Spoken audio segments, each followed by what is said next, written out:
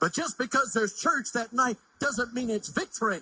And if you come that close to wondering, you better get a hold of God, rebuke the devil, and say, devil, I want you to know that God made the moment something that gave me victory. But that isn't victory, that's chance. I'm not living by chance. I want to live by a decision. I want to be free.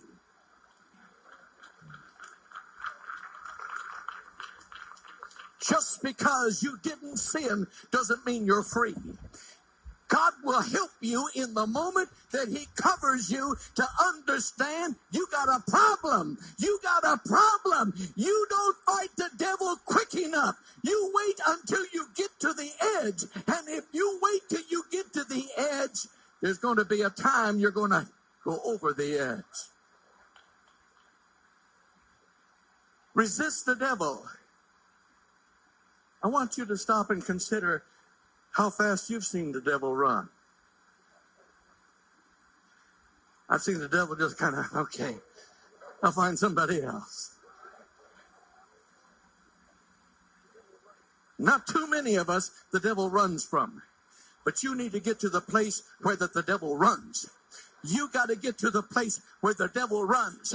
You stop and you count the times that the devil just kind of backed off a little bit. You need to get to the place where the devil knows you've made up your mind. I'm going to serve the Lord. I'm not going to die but live and give God the glory. I'm going to rebuke the devil when he gets into my thoughts. I'm going to rebuke the devil when he gets in my mind. You have to understand that there's temptations for any healthy human being. There's always a temptation. And what does sin feel like to you? If you look at television, it's attractive. If you look at movies, it's attractive. If you listen to music, you find that sin is attractive in our time. Then if it's not going to be attractive to you, it's because you saw where sin can take you and you make up your mind, I've been there, I've done that, but I'm not going to do it again. I'm free because whom the Son sets free doesn't have to continue in captivity. Set me free and keep me free. Dear God, it's my plea.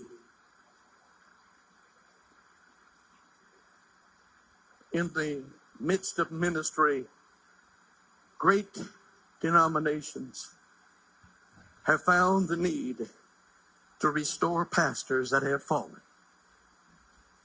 And how have they fallen? More times than not. Somebody that was very attracted to them and finances are the two ways that have caused ministers to fall more than any other way. I remember in Mount Clemens, a wonderful pastor that had been able to build a church to such a marvelous degree was ministering on radio. The church had grown so very great. And yet, in the midst of his moment, he had something on his pulpit, on his side of that wooden pulpit, that said, let me preach this message like it's my last.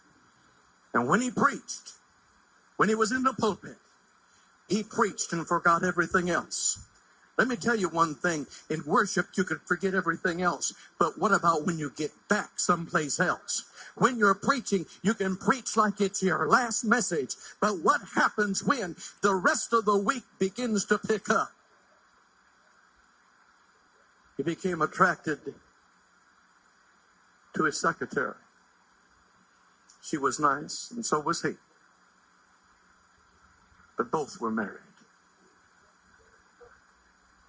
And he walked away from that pulpit and began to drive a truck. He lost it all.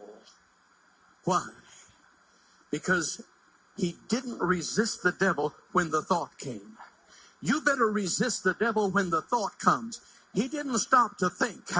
There could be a day that I couldn't stand behind this pulpit any longer. There could be a day that I couldn't be before this congregation any longer. There could be a day that all the children that I've dedicated and all the marriages that I've been a part of and all the benefits of having an assembly and a church that's brand new because God has blessed us, that it could all be wiped away from me. He didn't stop to think of that. He just thought, she's attractive. She's attractive. Don't let the devil set the stage. Don't let the devil play the game. You stop it before it gets started. You stop it before it gets started. You stop it before it gets started. Resist the devil and he will flee from you.